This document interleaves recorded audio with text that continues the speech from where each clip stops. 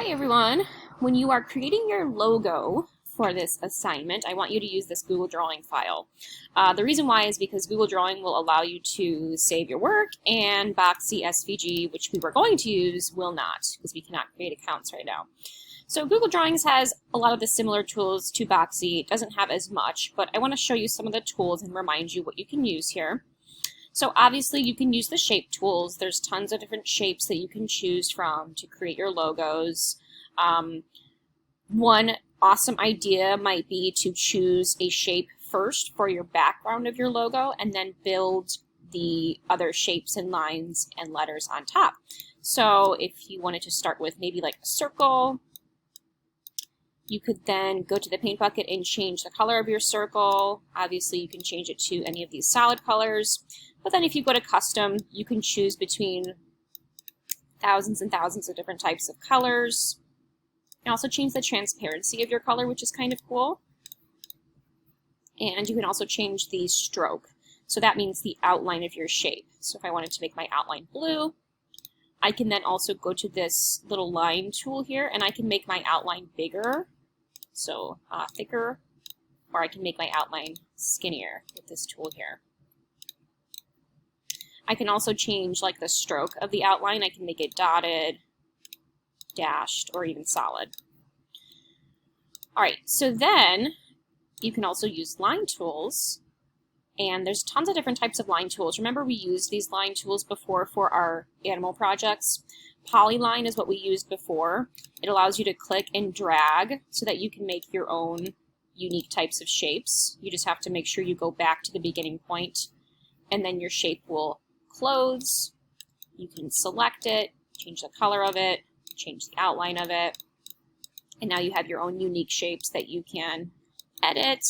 And if you double click on it, obviously you can move the points around, so you can edit it more if you didn't quite like how the shape turned out completely. You can edit these little corner points.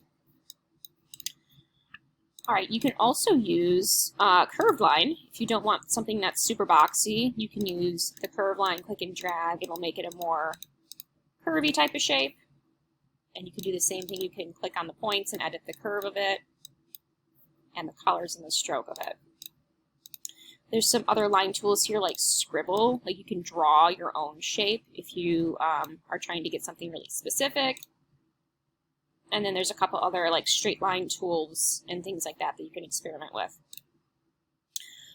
Something else you can use is the text box. So since we're making logos, some of you might really want to include text in your logo and letters.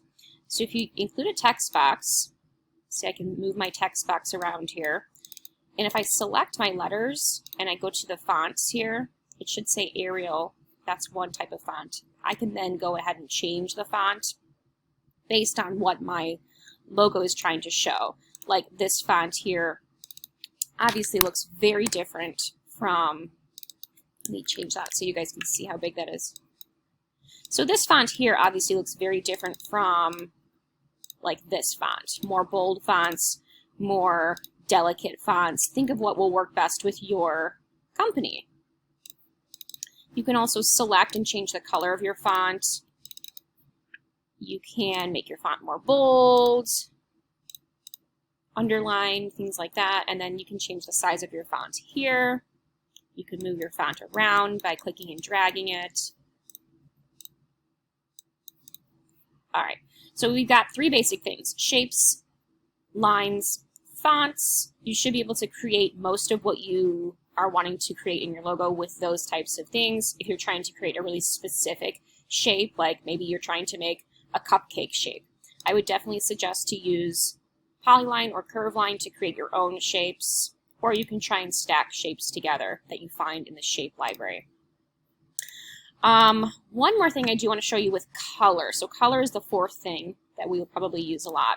If you wanted to change your color from a solid color to a gradient color, you can go from solid to gradient, and that will allow you to create kind of like a shadow on your color. It almost makes it look more three-dimensional. You could also go to custom gradient, and you can change the colors of your gradient by clicking these two boxes here. For example, if I wanted my colors to fade from yellow to pink, I would choose yellow and then pink. Kind of creates a neat like orangey effect in the middle. You can even change the yellow into different color like blue or green, whatever you want. You can change the way in which the gradient, the direction of the gradient. It could be radial, that means a circle. Linear means from top to bottom. You can change the angle of it. You can see my little gradient there is in my circle.